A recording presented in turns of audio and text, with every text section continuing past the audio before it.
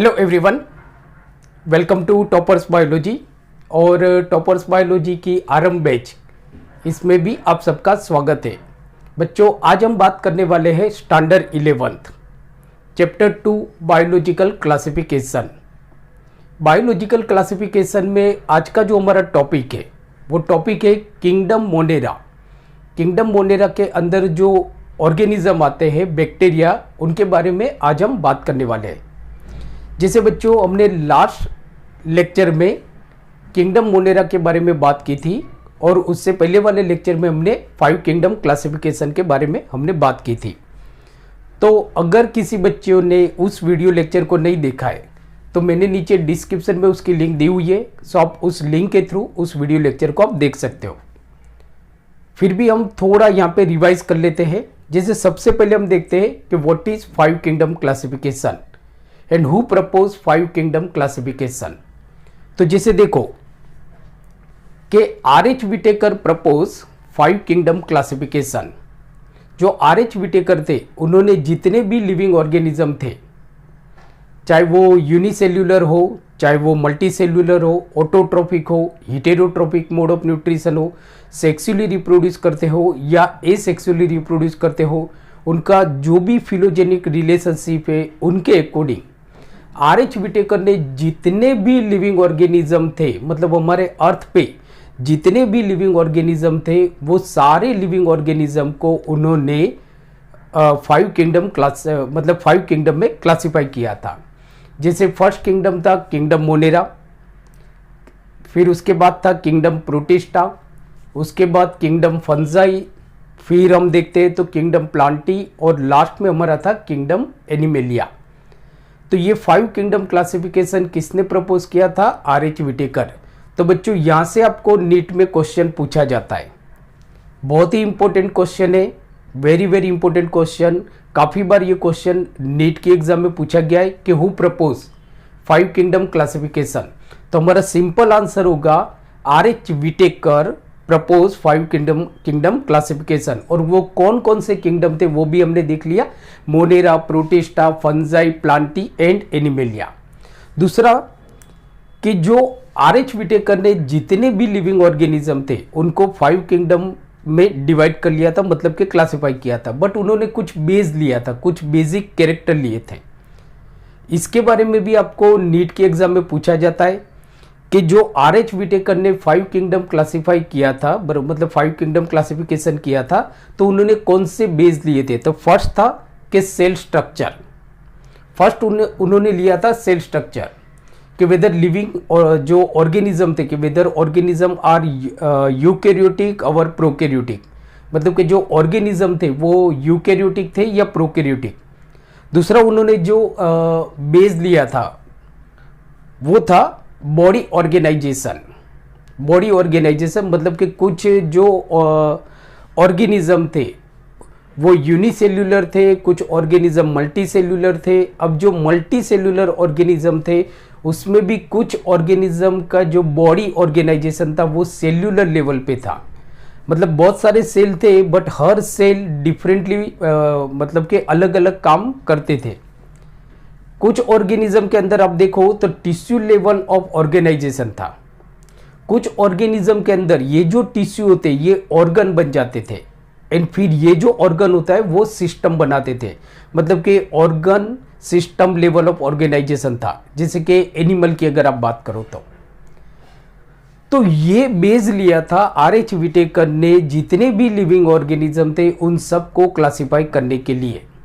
उसमें से हम सबसे पहले हम देखते हैं किंगडम मोनेरा के बारे में, जिसमें आता है आपका ऑर्गेनिज्म बैक्टीरिया। तो बैक्टीरिया आज का जो हमारा टॉपिक है वो है बैक्टीरिया, किंगडम मोनेरा में बैक्टीरिया। तो जैसे आप देखो कि किंगडम मोनेरा के अंदर जो मतलब कि 5 किंगडम जो क्लासिफिकेशन था उसमें से जो सबसे पहला जो किंगडम था वो था किंगडम मोनेरा। मतलब ऐसा तो नहीं हम बोल सकते कि पहला ये किंगडम था, ऐसा नहीं। मतलब ये अगर हम सीक्वेंस वाइज देखते हैं एक प्रॉपर सीक्वेंस में जिससे हम इजीली उसको याद कर सके, तो हम ऐसा बोलते हैं कि भाई मोनेरा हो गया, देन प्रोटिस्टा हो गया, देन फंजाई हो गया, देन प्लांटी हो गया एंड देन एनिमेलिया हो गया। अब इसका मतलब ये नहीं है कि आप इसी सीक्वेंस में इसको याद रखते हो, ये हमारे लिए याद रखने के लिए इजी हो जाता है। बट ऑर्गेनिज्म को ऐसे नहीं था कि मतलब सबसे पहले मोनेरा थे, देन प्रोटिस्टा, देन फंजाई, ऐसा नहीं है, ये तो उन्होंने क्लासिफाई किया था। अब जैसे देखो कि किंगडम मोनेरा के बारे में हमने लास्ट वीडियो लेक्चर में बात की थी, जो हमारी आरंभ बैच थी स्टैंडर्ड 11 चैप्टर 2 बायोलॉजिकल क्लासिफिकेशन, जो लास्ट वीडियो लेक्चर था उसमें हमने देखा था मोनेरा के बारे में। मोनेरा के बारे में हमने वहां पे देखा था। अब अगर आप लोगों ने वो लेक्चर को मिस किया है तो मैं थोड़ा बहुत आपको रिवाइज करवा देता हूं कि मोनेरा के अंदर कौन कौन से ऑर्गेनिज्म आते हैं। तो एक देखो, मोनेरा के अंदर जो भी ऑर्गेनिज्म आएंगे वो सारे प्रोकैरियोटिक होंगे, मतलब सारे ऑर्गेनिज्म किंगडम मोनेरा के अंदर जो भी ऑर्गेनिज्म होंगे they all are prokaryotic organism, कोई भी यूकैरियोटिक नहीं होंगे। They all are unicellular organism, सारे यूनिसेल्युलर ऑर्गेनिज्म होंगे आपके। इनका जो मोड ऑफ न्यूट्रिशन था वो या तो ऑटोट्रोपिक था या तो हिटेरोट्रोपिक था। ये इनका मोड ऑफ मतलब कि न्यूट्रिशन था। इनका अगर मोड ऑफ रिप्रोडक्शन आप देखोगे तो जितने भी जो किंगडम मोनेरा है which is commonly known as a monerans, तो ये एसेक्सुअली रिप्रोड्यूस करते हैं, एसेक्सुअली रिप्रोड्यूस करते हैं। उसमें कुछ हमने एग्जाम्पल देखे थे, जैसे कि किंगडम मोनेरा के आपके example, they are also very important for your NEET exam. NEET exam की पॉइंट ऑफ व्यू से भी अगर आप देखो तो एग्जाम्पल्स आर वेरी इंपॉर्टेंट। आपके एनसीईआरटी में जो भी एग्जाम्पल दिए है दे आर वेरी इंपॉर्टेंट, बराबर, बहुत ही ज़्यादा इंपॉर्टेंट है आपके। चलो ये तो हो गया। अब आप जैसे देखो एग्जाम्पल में हम लिखेंगे क्या, कौन कौन से एनिमल के बारे में हम बात करेंगे, सॉरी ऑर्गेनिज्म के बारे में। तो किंगडम मोनेरा के अंदर जो ऑर्गेनिज्म होते हैं वो होते हैं आपके बैक्टीरिया, फिर साइनोबैक्टीरिया जिनको हम बोलते हैं ब्लू ग्रीन अल्गी, साइनोबैक्टीरिया हो गया आपका। फिर आपका हो गया माइकोप्लाज्मास, माइकोप्लाज्मास हो गए, रिकेटाइसिस, एक्टिनोमाइसिस। सो दीज आर ये जो सारे ऑर्गेनिज्म है दे आर मोनेरियंस, मतलब कि they are included in the kingdom Monera. अब आज जो हम बात करेंगे वो बैक्टीरिया के बारे में बात करेंगे। तो सबसे पहले बैक्टीरिया, जैसे अगर हम बैक्टीरिया के बारे में बात करें तो बैक्टीरिया को क्यों हमने अलग से यहाँ पे मतलब स्टडी में इन्वॉल्व किया है, तो वो उसका रीज़न ये है कि बैक्टीरिया के बारे में काफ़ी सारे क्वेश्चन आपको नीट की एग्जाम में पूछे जाते हैं। इसके लिए हमने एक अलग वीडियो लेक्चर बनाया है बैक्टीरिया के बारे में। तो सबसे पहले हम देखते हैं बैक्टीरिया कौन से किंगडम में आते हैं। तो जो हमारा बैक्टीरिया जिस किंगडम में आते हैं वो है आपका मोनेरा। बैक्टीरिया जो है वो किंगडम मोनेरा के अंदर आएंगे। इसका मतलब क्या है कि बैक्टीरिया जो होंगे वो प्रोकैरियोटिक ऑर्गेनिज्म होंगे। मींस कि बैक्टीरिया कैसे होते हैं, प्रोकैरियोटिक, प्रोकैरियोटिक। अब प्रोकैरियोटिक को थोड़ा हम डीप में देखते हैं। प्रोकैरियोटिक वो ऑर्गेनिज्म होते हैं जिनके अंदर न्यूक्लियस नहीं होता है, मींस के एब्सेंस ऑफ न्यूक्लियस। जैसे एग्जांपल आप देख लो तो ये हमारा सेल है, ये हमारा यूकैरियोटिक सेल है और ये न्यूक्लियस है। तो जो प्रोकैरियोटिक ऑर्गेनिज्म होते हैं, मींस के जैसे बैक्टीरिया की अगर आप बात करो तो बैक्टीरिया में जो न्यूक्लियस होता है वो एब्सेंट होगा, मतलब न्यूक्लियस नहीं होगा, मींस के absent of nucleus, nucleus absent होगा। तो इसकी वजह से इनको हम बोलेंगे प्रोकैरियोटिक। तो बैक्टीरिया प्रोकैरियोटिक ऑर्गेनिज्म होंगे। दूसरा, ऑब्वियसली न्यूक्लियस नहीं होगा तो न्यूक्लियर मेम्ब्रेन भी एब्सेंट होगा, तो there is no nuclear membrane. इनके अंदर न्यूक्लियर मेम्ब्रेन नहीं होते हैं बैक्टीरिया के अंदर, बराबर। कौन से किंगडम में आएंगे, किंगडम मोनेरा के अंदर आएंगे। बैक्टीरिया जो बैक्टीरियाज है, बराबर, they are involve in kingdom Monera, kingdom Monera के अंदर आएंगे। दूसरा कि bacteria are very simple organism, बहुत ही सिंपल ऑर्गेनिज्म है। They are very primitive organism, बहुत ही ऐसा माना जाता है कि हमारी अर्थ पे शायद जो सबसे पहले जो ऑर्गेनिज्म आए थे वो शायद बैक्टीरिया हो सकते हैं। तो इनकी जो बॉडी डिजाइन है, आज की तारीख में भी इनकी जो बॉडी डिजाइन है वो बहुत ही प्रिमिटिव बॉडी डिजाइन है, सिंपल बॉडी डिजाइन है। मतलब एक तो आप ये याद रख सकते हो कि simple body design, most primitive organism, most primitive organism, बहुत ही ज्यादा प्रिमिटिव एंशियंट बॉडी ऑर्गेनाइजेशन आप बोल सकते हो। मोस्ट प्रिमिटिव ऑर्गेनिज्म, बहुत ही सिंपल ऑर्गेनिज्म होते हैं, प्रोकैरियोटिक होते हैं। दूसरा microscopic organism,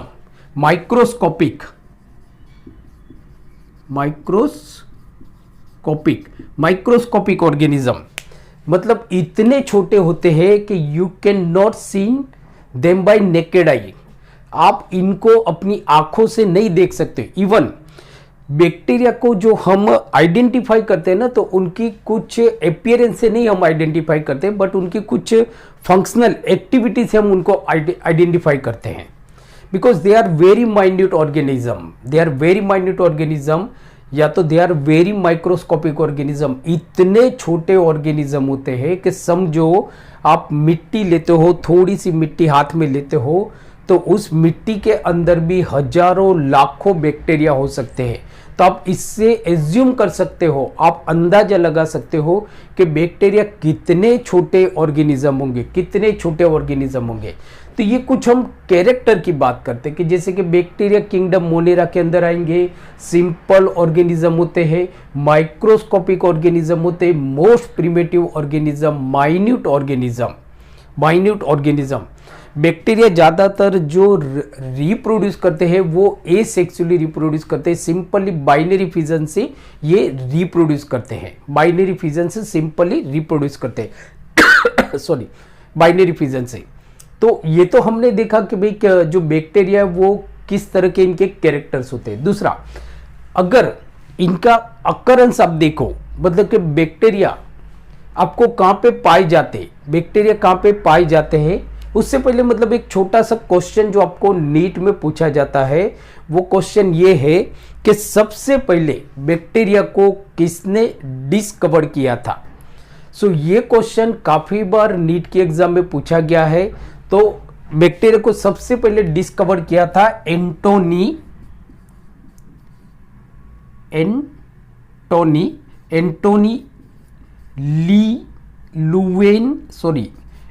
लुवेनहॉइक। So this is very important question बच्चों, बहुत ही ज्यादा इंपॉर्टेंट क्वेश्चन है। So please write down it. बराबर, काफी बार ये क्वेश्चन नीट के एग्जाम में पूछा गया है कि हु डिस्कवर्ड बैक्टीरिया। तो bacteria was discovered by Antonie Leeuwenhoek. Bacteria या तो bacterias, so bacterias were discovered by Antonie Leeuwenhoek. It is very important question, बहुत ही ज्यादा इंपॉर्टेंट क्वेश्चन है। तो ये क्वेश्चन भी आपको नीट में पूछा जाता है। जैसे दो क्वेश्चन हो गए आपके बैक्टीरिया, अगर बैक्टीरिया के बारे में क्वेश्चन आते हैं तो ज्यादातर ये दो क्वेश्चन आने की पॉसिबिलिटी बहुत ज्यादा है। जैसे फर्स्ट हमने देखा कि फाइव किंगडम क्लासिफिकेशन किसने प्रपोज किया था, तो वो थे हमारे R.H. विटेकर। फिर दूसरा जो आपका क्वेश्चन होगा वो कि हु डिस्कवर्ड बैक्टीरिया, तो एंटोनी लुवेनहॉइक। बराबर, इन्होंने बैक्टीरिया को डिस्कवर किया था। बैक्टीरिया प्रोकैरियोटिक ऑर्गेनिज्म होते हैं, इसके लिए समटाइम दे आर कोल्ड प्रोकैरियोटा, या तो मोनेरा के अंदर जो भी ऑर्गेनिज्म आते हैं उनको हम प्रोकैरियोटा भी बोलते हैं, because they are prokaryotic organism. ये आपकी स्कूल के एग्जाम में क्वेश्चन पूछा जा सकता है कि वाई किंगडम मोनेरा के अंदर जो भी ऑर्गेनिज्म आते हैं they are commonly known as prokaryota. So organism include in kingdom monera are commonly known as a prokaryote because they all are prokaryotic organism। ये सारे इनके जो सेल होते हैं वो प्रोकैरियोटिक होते हैं। ओके, सो ये हो गया हमारा। नाउ अब जैसे हम बात करते हैं कि बैक्टीरिया कहाँ पे पाए जाते हैं, तो अगर मैं आपको पूछता हूं कि बैक्टीरिया कहाँ पे पाए जाते हैं, तो मैं आपको बोल सकता हूं कि ऐसी कौन सी जगह है जहां पे बैक्टीरिया नहीं मिलते। ऐसी कौन सी जगह पर? सब जगह पे। एयर, हवा के अंदर भी बैक्टीरिया है। आपने बोला पानी, तो पानी के अंदर भी बैक्टीरिया है। सॉइल के अंदर भी बैक्टीरिया है। आइस के अंदर भी बैक्टीरिया है। सॉल्ट के अंदर भी बैक्टीरिया है। मतलब बैक्टीरिया अगर आप देखो तो कॉस्मोपॉलिटन ऑर्गेनिज्म है। कॉस्मोपॉलिटन ऑर्गेनिज्म मीन्स के bacteria occurs everywhere and anywhere, कहीं पे भी होंगे, कहीं पे भी पाए जाएंगे। In air, in water, in soil, in ice, on the body of an organism किसी एनिमल की जो बॉडी है या तो किसी ऑर्गेनिज्म की जो बॉडी है उसके ऊपर भी पाए जाते हैं। दूसरा, inside the body of an organism, organism के बॉडी के अंदर भी बैक्टीरिया पाए जाते हैं। तो बैक्टीरिया सब जगह पे आपको मिलते हैं, क्योंकि ये बहुत इतने छोटे ऑर्गेनिज्म होते हैं। जैसे हमारी बॉडी के अंदर भी बैक्टीरिया होते हैं, जैसे हमने 10th में पढ़ा था कि हमारे माउथ के अंदर भी बैक्टीरिया होते, हजारों लाखों बैक्टीरिया होते हैं। मिट्टी के अंदर, जैसे अभी मैंने आपको लेक्चर के शुरुआत में बताया कि अगर हम थोड़ी सी मिट्टी लेते हैं उसके अंदर भी हजारों लाखों बैक्टीरिया हो सकते हैं। तो बैक्टीरिया सब जगह पे पाए जाते हैं। इनकी अगर शेप की बात करें तो शेप की अगर आप बात कर सकते हो तो हम ऐसा बोल सकते हैं कि 1 माइक्रोमीटर से लेके ये 10 माइक्रोमीटर इनकी लेंथ होती है। अगर लेंथ की अगर आप बात करो तो 1 माइक्रोमीटर, सो 1 माइक्रोमीटर से लेके 10 माइक्रोमीटर इनकी लेंथ होती है। और अगर विड्थ की बात करें तो 0.7 माइक्रोमीटर से लेके 1 माइक्रोमीटर इनकी विड्थ होती है। तो आप देखो मतलब कि they are very minute organism, they are microscopic organism. Size आप देखो ना तो बहुत ही छोटी साइज है इनकी। अगर लेंथ की बात करो तो 1 माइक्रोमीटर से लेके 10 माइक्रोमीटर इनकी लेंथ है। अगर विड्थ की बात करो तो 0.7 माइक्रोमीटर से लेके 1 माइक्रोमीटर इनकी विड्थ है। बराबर, प्रोकैरियोटिक है, ये हमने देख लिया। दूसरा, अब जैसे अगर इनका शेप अगर हम बात करें, शेप की अगर हम बात करें कहाँ पे पाई जाते वो तो हमने देख लिया। हम ऐसा भी बोल सकते हैं कि ये लोग एक्सट्रीम कंडीशन में भी पाए जाते हैं, जहाँ पे टेम्परेचर बहुत ज़्यादा होते हैं। कुछ थर्मोफिलिक बैक्टीरिया होते हैं कि ये बैक्टीरिया आपको मोर देन 120 डिग्री या 110 डिग्री सेल्सियस टेम्परेचर है उससे भी ज़्यादा टेम्परेचर पे भी बैक्टीरिया पाए जाते हैं।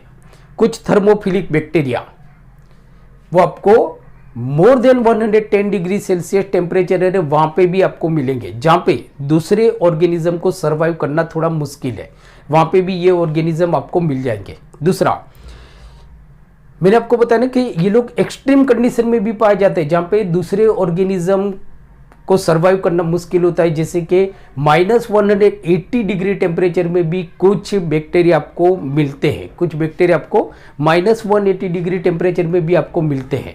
बराबर, तो ये सब जगह पे पाए जाते हैं। अब इनकी अगर आप साइज की बात करो, शेप की बात करो, तो बैक्टीरिया जो होते हैं तो इनका जो साइज या शेप होता है वो ज़्यादातर मतलब कि कांस्टेंट होता है। बट कुछ ऐसे बैक्टीरिया होते हैं कि जिनकी साइज या शेप एनवायरमेंटल कंडीशन के अकॉर्डिंग चेंज होती रहती है, एनवायरमेंटल कंडीशन के अकॉर्डिंग चेंज होती रहती है। फिर भी अगर हम साइज की बात करें तो शेप की अगर हम बात करें तो बहुत इंपॉर्टेंट है, जानना हमारे लिए बहुत इंपॉर्टेंट है कि इनका शेप कैसा होता है, क्योंकि यहाँ से आपको नीट में क्वेश्चन पूछे जाते हैं। तो जैसे एग्जाम्पल आप देख लो बच्चों कि ये किस तरह के मतलब इनका शेप कैसा होता है। तो फर्स्ट अगर आप देखो तो फर्स्ट होता है हमारा कोकस। तो फर्स्ट अगर इनकी शेप की अगर हम बात करें तो कोकस, जिसको प्लूरल में अगर हम बात करें तो कोकाई बोल सकते हैं, कोकाई। बराबर, प्लूरल में अगर हम बात करें तो कोकस, कोकस मतलब इनका शेप कैसा होता है, राउंड शेप होता है, स्फीयर। कोकस की अगर हम बात करें तो ये स्फीयर शेप के हो सकते हैं कोकस। बच्चों शेप आपके लिए बहुत इंपॉर्टेंट है, बहुत ज्यादा इंपॉर्टेंट है।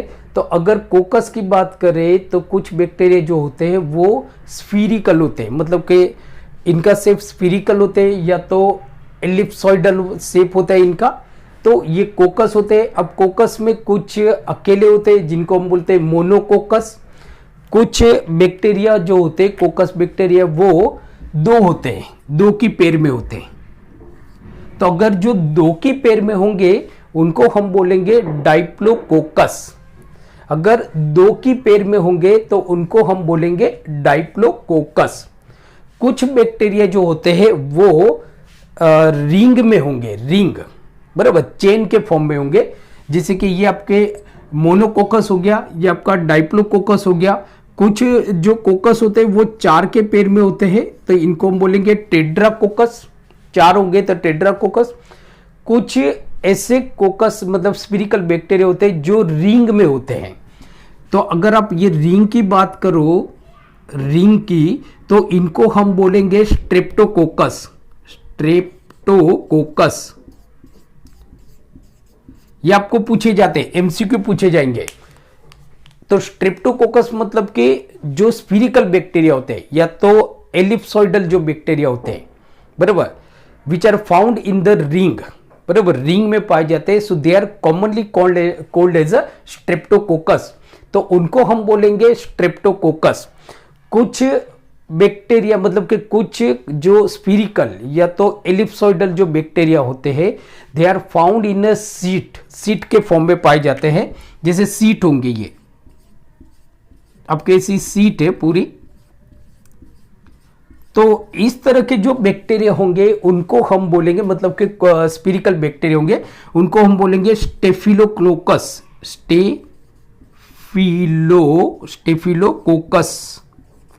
Staphylococcus bacteria. तो ये कोकस मतलब कि जिनका शेप स्फीयर होता है, एपिसॉइडल होता है। अगर सिंगल होंगे तो मोनोकोकस, अगर 2 होंगे तो डाइप्लोकोकस, अगर 4 होंगे तो टेट्राकोकस, अगर रिंग लाइक स्ट्रक्चर में होंगे तो स्ट्रेप्टोकोकस, और अगर सीट के फॉर्म में होंगे तो उनको हम बोलेंगे स्टेफिलोकोकस। अब कुछ जो बैक्टीरिया होते हैं ये आपको रोड शेप में मिलते हैं। रोड शेप मतलब कि जैसे पाइप ऐसे, तो ये रोड शेप में होते हैं, उनको हम बोलते हैं जो रोड शेप में होंगे। सो दे आर कॉमनली कॉल्ड। तो सेकेंड जो हो जाएगा, जैसे कोकस आपको याद रखना है, तो कोकस मतलब आपको क्या याद रखना है कि राउंड शेप में होंगे, स्फीरिकल शेप होंगे या तो इलिप्सॉइडल शेप होंगे। सेकेंड जो होंगे वो होंगे आपके, सेकेंड जो होंगे वो होंगे आपके बेसिलस, बराबर। सेकेंड जो होंगे आपके बेसिलस,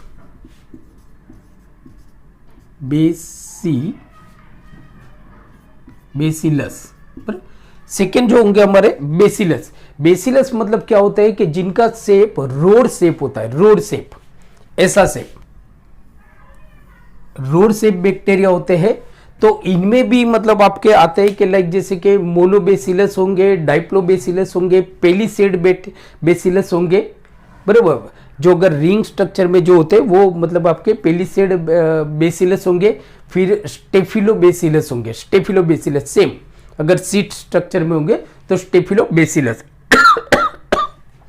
सेकेंड जो इनका थर्ड जो शेप होगा, थर्ड जो इनका शेप होगा वो होगा आपका स्पाइरिलम। स्पाइरिलम मतलब स्पाइरल शेप होंगे। सो स्पाइरिलम जैसे ऐसे होते हैं आपके स्पाइरिलम, रोड शेप होंगे और उनके 2 फ्लेजिला होंगे, 2 और मोर देन 2 फ्लेजिला, बराबर। 2 या 2 से ज्यादा फ्लेजिला होंगे तो ये आपके स्पाइरिलम होंगे। फिर आपके वाइब्रियो होंगे, ये होंगे तो रोड शेप विथ 2 और मोर देन 2 फ्लेजिला, बराबर। फोर्थ जो होगा आपका, तो फोर्थ जो होगा वो होगा आपका वाइब्रियो, वाइब्रियो आ रही है। तो वाइब्रियो मतलब आप देखो, मतलब कि rod shape with 1 single flagella, मतलब rod shape but with single flagella होगा। तो आप देखोगे तो these are the shape of the bacteria. Coccus जो स्पिरिकल या तो इलिप्सॉइडल शेप होते हैं, बेसिलस जो रोड शेप होते हैं, ये आपको पूछा जाता है, बेसिलस रोड शेप होते हैं। स्पाइरिलम रोड शेप विथ 2 और more than 2 flagella at 1 end of the bacteria के एक एंड, मतलब रोड जो शेप है उनके एक एंड पे 2 या 2 से ज्यादा फ्लेजिला होंगे। वाइब्रियो मतलब के जो रोड शेप होंगे और उसके एक एंड, रोड शेप के एक एंड की तरफ एक फ्लेजिला होगा, उसको हम बोलेंगे वाइब्रियो। तो ये जो हमने देखा, ये हमने देखा इनके कोकस मतलब के शेप हमने देखा कि भाई इस शेप के ये बैक्टीरिया आपके होते हैं, बराबर। नाउ अब हम इनका कुछ स्ट्रक्चर, डिटेल में स्ट्रक्चर के बारे में हम अब बात करते हैं। जैसे आप देखो यहाँ पे, तो ये बैक्टीरिया का एक हमने स्ट्रक्चर, मतलब कि बैक्टीरिया का हमने स्ट्रक्चर ड्रॉ किया हुआ है काफ़ी इंपॉर्टेंट स्ट्रक्चर है आपके लिए, मतलब कि नीट पॉइंट ऑफ व्यू से काफ़ी इंपॉर्टेंट है। जितने भी पॉइंट मैंने यहाँ पे लिखे हुए हैं, इनमें इस पॉइंट के रिगार्डिंग आपको नीट में कुछ न कुछ क्वेश्चन आपको पूछे जाते हैं। अगर हम बात करें कि बैक्टीरिया के बारे में नीट में जो क्वेश्चन पूछे जाते हैं तो ज़्यादातर इसी पॉइंट में से आपको पूछे जाएंगे। तो सबसे पहले आप देखो, तो ये हमारा बैक्टीरिया का एक रफ स्ट्रक्चर है, जितना हो सके उतना अच्छा मैंने ड्रॉ करने का ट्राई किया हुआ है, सो प्लीज़ एडजस्ट इट। तो हम इसको एक एक पॉइंट को अच्छी तरह से समझने का ट्राई करते हैं। तो सबसे पहले हम बात करते हैं कि ये जैसे देखो, ये सबसे बार वाला लेयर है, ये जो रेड कलर से मैंने किया हुआ है, तो ये हमारा सबसे बार वाला लेयर है ये। सो ये जो बार वाला लेयर है जिसको हम बोलते हैं glycocalyx. So outermost layer of the bacterial cell is known as a glycocalyx. अब ये जो ग्लाइकोकेलिक्स होता है, तो कुछ बैक्टीरिया के अंदर ये ग्लाइकोकेलिक्स स्लाइम लेयर में होता है, कुछ बैक्टीरिया के अंदर ये कैप्सूल होता है। अब यहां से आपको बच्चों नीट के लिए बहुत इंपॉर्टेंट पॉइंट है ग्लाइकोकेलिक्स। तो कुछ जो बैक्टीरिया होते हैं, कुछ बैक्टीरिया होते हैं उनमें ये ग्लाइकोकेलिक्स को हम बोलते हैं स्लाइम लेयर, और कुछ बैक्टीरिया में जो ये और बराबर। तो याद रखो कि अब जैसे मैं सबसे पहले एकदम डिटेल में आपको समझाऊंगा, जो ज़्यादातर मतलब आपकी जो एनसीईआरटी की टेक्स्ट बुक है उसमें आपको नहीं दिया हुआ है, बट नीट में क्वेश्चन बच्चों यहाँ से पूछा जाता है, तो प्लीज़ बी केयरफुल। तो जैसे सबसे पहले आप देखो ग्लाइकोकेलिक्स क्या है, तो outermost cover of the bacterial cell या तो outermost layer of the bacterial cell is known as a glycocalyx. कुछ बैक्टीरिया के बैक्टीरियल सेल के अंदर ये जो ग्लाइकोकेलिक्स है उसको हम स्लाइम लेयर बोलते हैं, और कुछ बैक्टीरिया के अंदर ये जो ग्लाइकोकेलिक्स है ये आपका कैप्सूल होता है। अब ये है क्या, व्हाट इज दिस, ये क्या है, व्हाट इज ग्लाइकोकेलिक्स। तो आप देखो, तो बैक्टीरिया का जो प्रोटोप्लास्ट होता है, ये हमारा साइटोप्लाज्म है। तो बैक्टीरिया का जो प्रोटोप्लास्ट है ये कुछ जिलेटिनियस सब्सटेंसेस सीक्रेट करता है। ये जो प्रोटोप्लास्ट होता है, बैक्टीरिया सेल का जो प्रोटोप्लास्ट होता है, ये कुछ जिलेटिन जैसा सब्सटेंसेस सीक्रेट करता है, बराबर। अब ये जो जिलेटिन सब्सटेंसेस होता है ये सेल वॉल के आजू बाजू एक लेयर बना देता है। जैसे एग्जांपल आप देखो कि सपोज मैं इसको मिटा देता हूं, तो आप जैसे बात करते हो, तो ये हमारा बैक्टीरिया का सेल है और ये हमारी सेल वॉल है, बैक्टीरिया की सेल वॉल है, ये बैक्टीरिया की सेल वॉल है। अब बैक्टीरिया का जो प्रोटोप्लाज्म होता है वो कुछ जिलेटिन्स मटेरियल सब्सटेंसेस सीक्रेट करता है, जो ये सेल वॉल के आजू बाजू एक लेयर बना देता है, जिसको हम बोलते हैं एक लेयर बना देता है। अगर ये लेयर सॉफ्ट होता है, तो इसको हम बोलेंगे स्लाइम लेयर।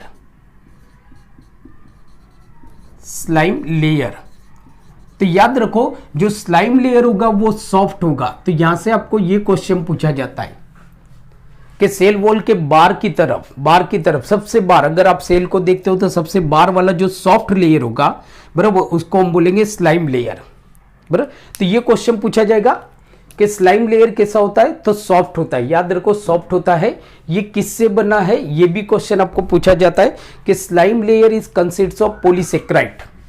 ये पॉलीसेक्राइड से बना है। So slime layer is compose of polysaccharide से बना हुआ होता है, बराबर। नाउ अब समझो कुछ बैक्टीरिया, तो मैंने आपको बताया ना कि कुछ बैक्टीरिया में सेल वॉल के बाहर जो सॉफ्ट स्ट्रक्चर होता है, लेयर होता है, उसको हम बोलते हैं स्लाइम लेयर। अब कुछ बैक्टीरिया में ज्यादातर मतलब कि जो वायरुलेंट बैक्टीरिया होते हैं, जैसे एग्जांपल आप ले लो कि डाइप्लोकोकस निमोनाई का अगर आप एग्जांपल ले लो ना, तो ये वायरुलेंट बैक्टीरिया है, बराबर, वायरुलेंट बैक्टीरिया है। तो इनमें क्या होता है कि ये जो स्लाइम लेयर होता है जो पॉलीसेक्राइड से बना होता है, इसके अलावा ये वायरुलेंट बैक्टीरिया में नाइट्रोजिनस मटेरियल भी होता है, मतलब एमिनो एसिड्स भी होता है। So plus nitrogenous polysaccharide plus nitrogenous material भी मिल जाता है। तो जिससे क्या होता है कि ये जो आपका स्लाइम लेयर होता है ना, ये आपका सॉलिड हो जाता है, टफ हो जाता है, ये आपका सॉलिड हो जाता है या तो टफ कवर बन जाता है, सॉलिड कवर बनता है, सॉलिड कवर। तो जब ये सॉलिड हो जाता है तो उसको हम बोलेंगे capsule. So that is called capsule. Capsule तो याद रखो, जो कैप्सूल होगा वो कैसा होगा आपका, हार्ड, सॉफ्ट नहीं होगा, हार्ड होगा। ये डिफरेंस आपको पूछा जाता है। अगर हार्ड कवर है बैक्टीरियल सेल वॉल के बाहर तो उसको हम बोलेंगे कैप्सूल, और अगर सॉफ्ट कवर है तो उसको हम बोलेंगे स्लाइम लेयर। ये है तो ग्लाइकोकेलिक्स। ग्लाइकोकेलिक्स इसके लिए बोला जाता है because it is consists of polysaccharide. Understood? Solid cover. ये सॉलिड कवर आपको ज्यादातर जो वायरुलेंट बैक्टीरिया होते हैं, जैसे एग्जांपल आप ले लो डाइप्लोकोकस निमोनियाई, माइकोप्लाज्मा ट्यूबरक्यूलोसिस, बराबर। तो इनके अंदर जो आउटर लेयर होता है, जो ग्लाइकोकेलिक्स होता है, इट इज कॉल्ड कैप्सूल। वो ग्लाइकोकेलिक्स को हम बोलेंगे कैप्सूल, बराबर। इनका काम क्या होता है, तो ये जो स्लाइम लेयर होता है या तो ये जो आपके कैप्सूल होते हैं, मतलब जिनको हम बोलते हैं ग्लाइकोकेलिक्स, ये बैक्टीरिया को जो एंटीबॉडीज होते हैं, जो फेगोसाइटिक होते हैं, उनके सामने इनको बचाता है। मतलब एंटीबॉडीज के सामने बैक्टीरिया को एक प्रोटेक्शन प्रोवाइड करता है। दूसरा, बैक्टीरिया को एनवायरमेंटल कंडीशन से भी बचाता है, डेहिसेन से भी ये इनको प्रोटेक्ट करता है। एक दूसरा जो आपके लिए नीट वाला जो क्वेश्चन है, हाँ नीट के लिए तो ये आपके लिए बहुत इंपॉर्टेंट है, पॉलीसेक्राइड नीट के लिए बहुत इंपॉर्टेंट है। दूसरा जो इंपॉर्टेंट पॉइंट ये है कि जो कैप्सुलेटेड बैक्टीरिया होते हैं, मतलब कि जिनमें सेल वॉल के बाहर वाला जो लेयर होता है, जो कैप्सूल होता है, तो कैप्सुलेटेड बैक्टीरिया ज्यादातर नॉन फ्लैजिलेटेड होते हैं। ये पॉइंट आपके नीट के लिए बहुत इंपॉर्टेंट है कि जो कैप्सुलेटेड बैक्टीरिया होते हैं they are generally non flagellated. इसके बाद अगर हम देखें तो ग्लाइकोकेलिक्स के बाद उसके अंदर जो एक लेयर होता है, ये आप देखो तो ग्लाइकोकेलिक्स है, ये हमारा ग्लाइकोकेलिक्स है जो सबसे बाहर वाला लेयर है। उसके अंदर एक दूसरा लेयर है आपका, बराबर, उस लेयर को हम बोलते हैं, मतलब ग्लाइकोकेलिक्स के बाद तुरंत अगर हम बाहर से, जैसे कि अगर हम बाहर से बैक्टीरियल सेल के अंदर एंटर होते हैं तो सबसे पहला लेयर आपका कौन सा आएगा, ग्लाइकोकेलिक्स। ग्लाइकोकेलिक्स के बाद आपका दूसरा लेयर आएगा, वो आएगा सेल वॉल। तो सेकेंड जो लेयर होगा, मैं यहाँ पे नंबर भी दे देता हूं, फ्रॉम आउटर। तो फर्स्ट जो होगा आपका ग्लाइकोकेलिक्स, सेकेंड जो होगा आपका वो होगा सेल वॉल। तो सेल वॉल ये रिजिड होता है और टफ होता है। एक तो ये याद रखो कि बैक्टीरियल की जो सेल वॉल होती है ये रिजिड होती है, टफ होती है, ये बैक्टीरिया को प्रोटेक्ट करती है, ये क्वेश्चन तो आपको ज्यादा नहीं पूछा जाता है, बट ये क्वेश्चन आपको पूछा जाएगा कि जो बैक्टीरिया की जो सेल वॉल होती है इट इज कंसिस्ट्स ऑफ, तो ये कुछ केमिकल से बनी होती है। जैसे केमिकल की अगर आप बात करो तो पेप्टिडोग्लाइकेन कॉमनली, मतलब कुछ केमिकल है जैसे म्यूरामिक एसिड है, फिर पेप्टाइड की चेन है, 4 या 5 एमिनो एसिड की जो पेप्टाइड की जो चेन होती है, बराबर, ये सारे केमिकल से बैक्टीरिया की सेल वॉल बनी हुई होती है, जिसको कॉमनली हम बोलते हैं पेप्टिडोग्लाइकेन। तो ये क्वेश्चन आपको पूछा जाएगा कि bacterial cell wall is consists of, किससे बनी है, तो peptidoglycan, peptidoglycan. Most important question for your NEET exam, peptidoglycan. हम यहाँ पे जो भी पॉइंट, जैसे मैंने आपको बच्चों बताया कि ये स्ट्रक्चर के बारे में आपको बहुत सारे क्वेश्चन नीट में पूछे जाते हैं। तो bacterial cell wall is commonly consists of peptidoglycan, जिसके अंदर अलग अलग केमिकल्स होते हैं, बराबर, जैसे कि म्यूरामिक एसिड्स होता है और 4 या 5 एमिनो एसिड की एक पेप्टाइड की चेन होती है, उससे मतलब इसकी सेल वॉल बनी होती है, पेप्टिडोग्लाइकेन। जो दूसरा आप देखो तो जो ग्राम पॉजिटिव जो बैक्टीरिया होते हैं, ये क्वेश्चन भी आपको पूछा जाता है कि ग्राम पॉजिटिव, जैसे हमने देखा बैक्टीरिया दो तरह के होते हैं on the staining, gram positive bacteria और ग्राम नेगेटिव बैक्टीरिया। तो जो ग्राम पॉजिटिव जो बैक्टीरिया होती है उनकी जो सेल वॉल होती है इट इज मच थिकर, मतलब हम ऐसा बोल सकते हैं कि the cell wall of gram positive bacteria is much thicker, thick होती है, बराबर, because it contain less lipid. जो ग्राम नेगेटिव बैक्टीरिया होते हैं उसके कंपेयर में जो ग्राम पॉजिटिव बैक्टीरिया होते हैं उनकी जो सेल वॉल होती है वो थोड़ी थिक होती है, थोड़ी थिक होती है। ये क्वेश्चन भी आपको पूछा जाता है। दूसरा कि बैक्टीरिया की जो सेल वॉल होती है वो जनरली जो एंजाइम होता है लाइसोजाइम उससे डिसोल्व हो जाता है। ये क्वेश्चन भी आपको पूछा जाता है कि bacterial cell wall is dissolve by an enzyme, कौन से एंजाइम से ये डिसोल्व होती है। तो यहां पे मैं लिखता हूं रेड कलर से बच्चों, तो वो एंजाइम होगा हमारा लाइसोजाइम्स, लाइसोजाइम्स। तो bacterial cell wall is dissolve by enzyme lysozymes, कौन से एंजाइम से ये बैक्टीरियल सेल वॉल डिसोल्व होगी, लाइसोजाइम्स। अब जो ग्लाइकोकेलिक्स, उसके बाद आता है हमारा सेल वॉल। अब सेल वॉल के अंदर की तरफ जो मेम्ब्रेन होती है, मतलब कि थर्ड नंबर, तो थर्ड नंबर की जो मेम्ब्रेन होगी उसको हम बोलेंगे प्लाज्मा मेम्ब्रेन। मतलब बाहर सबसे बाहर वाली कौन सी हो गई आपकी ग्लाइकोकेलिक्स, उससे अंदर वाली हो गई आपकी सेल वॉल। फिर अंदर की तरफ आप जाते हो तो सबसे अंदर जो आपकी मेम्ब्रेन है जिसको हम बोलते हैं प्लाज्मा मेम्ब्रेन। अब ये प्लाज्मा मेम्ब्रेन कैसी होती है, तो प्लाज्मा मेम्ब्रेन थीन होती है, बहुत पतली मेम्ब्रेन होती है, थीन मेम्ब्रेन होती है, इलास्टिक होती है, इलास्टिक, बराबर, इलास्टिक मेम्ब्रेन होती है। ये सिलेक्टिवली परमिएबल मेम्ब्रेन होती है, मतलब कि कुछ चीज को, मतलब कि कुछ सब्सटेंसेस को ये अलाउ करता है अंदर आने और बाहर जाने के, मतलब कि ये सिलेक्टिवली परमिएबल मेम्ब्रेन होती है। तो बैक्टीरिया की जो प्लाज्मा मेम्ब्रेन होती है वो थीन होती है, इलास्टिक होती है एंड सिलेक्टिवली परमिएबल मेम्ब्रेन होती है। ये ज्यादातर प्रोटीन से बनी हुई होती है, कुछ पॉलीपेप्टाइड होती है, मतलब कि पॉलीसेकेराइड होती है, उससे बनी होती है, एमिनो एसिड से बनी होती है, ये ज्यादातर प्लाज्मा मेम्ब्रेन, बराबर। दूसरा आप देखो तो प्लाज्मा मेम्ब्रेन की अंदर की तरफ, मतलब प्लाज्मा मेम्ब्रेन बैक्टीरिया के अंदर जो भी एनाबोलिक और जो भी एनाबोलिक एंड केटाबोलिक जो पाथवे होता है ये प्लाज्मा मेम्ब्रेन के अंदर ही होता है। So that is the site for the anabolic and catabolic pathway, बराबर, ये होता है। दूसरा जो मोस्ट इंपॉर्टेंट पॉइंट है जो नीट में आपको पूछा जाता है वो ये है कि ये जो प्लाज्मा मेम्ब्रेन जो अंदर वाली जो सरफेस होती है, इनर सरफेस, तो प्लाज्मा मेम्ब्रेन की जो इनर सरफेस होती है वहां पे कुछ रेस्पिरेटरी एंजाइम्स होते हैं। तो ये क्वेश्चन भी आपको पूछा जाता है कि क्या है कि ये आप देखो तो ये हमारी प्लाज्मा मेम्ब्रेन है, ये प्लाज्मा मेम्ब्रेन की जो इनर सरफेस होती है, अंदर वाली सरफेस होती है, वहां पे कुछ रेस्पिरेटरी एंजाइम्स होते हैं, बराबर। So there are some respiratory enzyme in the inner membrane of the plasma membrane, inner surface of the plasma membrane.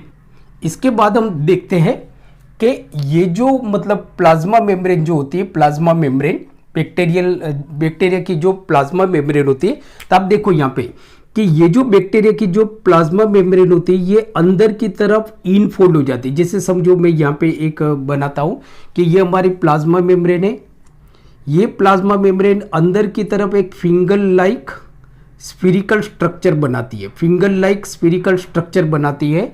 ये जो मतलब इनफोल्ड हो जाती है, मतलब ये प्लाज्मा मेम्ब्रेन अंदर की तरफ मुड़ जाती है, इनफोल्ड हो जाती है, फिंगर लाइक स्ट्रक्चर बनाती है, स्फीरिकल स्ट्रक्चर बनाती है। इसको हम बोलते हैं mesosome. So that is called mesosome. So this is also very important point. मैं सारे नंबर यहाँ पे डाल रहा हूं, ये फोर्थ नंबर का हमारा इंपॉर्टेंट पॉइंट हो जाएगा कि जो प्लाज्मा मेम्ब्रेन है वो अंदर की तरफ एक फिंगर लाइक स्फीरिकल स्ट्रक्चर बनाती है, उसको हम बोलते हैं मेसोसोम। ये मेसोसोम क्या करता है, तो ज्यादातर ये ग्राम पॉजिटिव बैक्टीरिया में होते हैं। ज्यादातर ये क्वेश्चन भी आपको पूछा जाता है कि ज्यादातर जो ग्राम नेगेटिव बैक्टीरिया होते हैं उनके अंदर ये चीज नहीं होती है। कुछ ग्राम पॉजिटिव बैक्टीरिया की जो प्लाज्मा मेम्ब्रेन होती है वो अंदर की तरफ एक स्फीरिकल फिंगर लाइक स्ट्रक्चर बनाती है, दैट इज कॉल्ड मेसोसोम। ये मेसोसोम एक्चुअली कंपार्टमेंट बनाते हैं। जब सेल डिवाइड होने वाला होता है ड्यूरिंग द डिवीजन, तो ये मेसोसोम एक सेप्टा बनाता है। ये मेसोसोम क्या बनाता है, आपका एक सेप्टा बनाता है। So that is also very important. ये आप देखते हो ग्लाइकोजन है, सो दीज आर ग्लाइकोजन, बराबर। ये हो सकता है आपका ग्लाइकोजन हो गया। दूसरा आप देखोगे plasmid, so these are plasmid. अब प्लाज्मिड क्या होता है, तो जैसे मैंने आपको बताया कि कुछ बैक्टीरिया होते हैं, सम बैक्टीरिया, तो कुछ बैक्टीरिया के अंदर एक्स्ट्रा क्रोमोसोमल मटेरियल होता है। मतलब मटेरियल तो होता है, क्रोमोसोमल मटेरियल तो होगा। ये आप देखो तो ये इनका न्यूक्लियोइड है। न्यूक्लियोइड मतलब मालूम है ना क्या होता है, कि जैसे हमने देखा कि जो बैक्टीरिया है वो आपके किंगडम मोनेरा के अंदर आते हैं, जो प्रोकैरियोटिक ऑर्गेनिज्म होते हैं, तो इनके अंदर न्यूक्लियस नहीं होता है, एब्सेंट होता है न्यूक्लियस। और न्यूक्लियस एब्सेंट होता है, इसकी वजह से क्या होता है, क्योंकि न्यूक्लियर मेम्ब्रेन नहीं होता है, इसके लिए न्यूक्लियस एब्सेंट होता है। तो इनके डीएनए ज्यादातर नेकेड डीएनए होता है, बिकॉज हिस्टोन प्रोटीन एब्सेंट होता है। जो हमारा डीएनए होता है, डीएनए के आजू बाजू एक प्रोटीन होता है हिस्टोन प्रोटीन, वो भी इनके अंदर नहीं होता है। तो आप देखो तो ये बिना न्यूक्लियर मेम्ब्रेन वाला न्यूक्लियस है, मतलब कि ये इनका जेनेटिक मटेरियल है, डीएनए जेनेटिक मटेरियल है जो न्यूक्लियस के अंदर नहीं है, मतलब कि न्यूक्लियर मेम्ब्रेन नहीं है। और ओपन डीएनए मतलब नेकेड डीएनए, तो इसको हम बोलते हैं न्यूक्लियोइड। ये इनका जेनेटिक मटेरियल है, बराबर। दूसरा मतलब क्रोमोसोमल मटेरियल है, these are chromosomal material of bacterial cell. Now कुछ बैक्टीरियल जो सेल होते हैं उनके अंदर एक्स्ट्रा क्रोमोसोमल मटेरियल होते हैं, जिनको हम बोलते हैं प्लाज्मिड। याद रखो, plasmid extra chromosomal material. Plasmid जो होते हैं वो खुद अपने आप को सेल्फ रेप्लिकेट कर सकते हैं। ये बायोटेक्नोलॉजी जो हम चैप्टर पढ़ेंगे तब ये पॉइंट आपके लिए बहुत इंपॉर्टेंट होता है, plasmid. So what is plasmid, तो प्लाज्मिड मतलब हम ऐसा बोल सकते हैं कि extra chromosomal material present in some bacteria. कुछ बैक्टीरिया के अंदर जो एक्स्ट्रा क्रोमोसोमल मटेरियल प्रेजेंट होता है, सर्कुलर डीएनए प्रेजेंट होता है, उसको हम बोलते हैं plasmid. And plasmid possesses self replicating property. ये अपने आप को खुद को रेप्लिकेट कर सकते हैं, तो इनको हम बोलते हैं mesosome. So these are called mesosome. दूसरा आप देखो तो ये हमारा पीली है, मतलब कि जो मेम्ब्रेन होता है, मेम्ब्रेन वो बाहर की तरफ निकल जाते हैं, तो जिसको हम बोलते हैं पीली। ये पीली के थ्रू ही बैक्टीरिया किसी चीज के साथ अटैच रहता है, बैक्टीरिया किसी भी चीज के साथ अटैच रहता है। ये हमारा राइबोसोम है, बराबर। नाउ फ्लैजेला, अब देखो तो बैक्टीरिया में फ्लैजेला होते हैं, फ्लैजेला बाहर की तरफ, मतलब कि फ्लैजेला आप देखो तो ये मतलब एक मतलब हेल लाइक स्ट्रक्चर होता है फ्लैजेला, जो मेम्ब्रेन के साथ अटैच होता है, अंदर से मेम्ब्रेन के साथ अटैच होता है। यहां से भी आपको क्वेश्चन पूछे जाएंगे। तो ये जो फ्लैजेला होता है ये अंदर की तरफ आप देखो तो मेम्ब्रेन के साथ अटैच होता है थ्रू बजल बॉडी। तो ये क्वेश्चन मतलब आपको पूछा जाएगा कि फ्लैजेला के अंदर आपके कौन कौन से स्ट्रक्चर होते हैं, तो एक होता है आपका बजल बॉडी और दूसरा होता है आपका हुक। ये क्वेश्चन आपको पूछे जाएंगे, बराबर। बजल body and hook, understood. Now ये हो गया हमारा आरएनए, ये हमारा आरएनए बाकी कॉमन है। सो यहां पे हमने कुछ इंपॉर्टेंट पॉइंट्स हमने देखे बैक्टीरिया के बारे में। सो आज हमने पढ़ा किंगडम मोनेरा के बारे में, कुछ हमने रिवाइज किया और बैक्टीरिया के बारे में हमने देखा। सो आई होप आज का वीडियो लेक्चर आपको बहुत अच्छा लगा होगा। सो अगर आज का वीडियो और लेक्चर आपको अच्छा लगा तो प्लीज़ इसको ज़्यादा से ज़्यादा अपने फ्रेंड के साथ शेयर कीजिए। अगर आप मेरी चैनल पे नए हो तो प्लीज़ मेरी चैनल को सब्सक्राइब कीजिए और बेल आइकन को प्रेस करना मत भूलिए, जिससे जितनी भी आने वाली जो भी वीडियो लेक्चर है उसके बारे में आपको नोटिफिकेशन मिलती रहे। So keep watching, keep studying और अपना ख्याल रखिए। Thank you.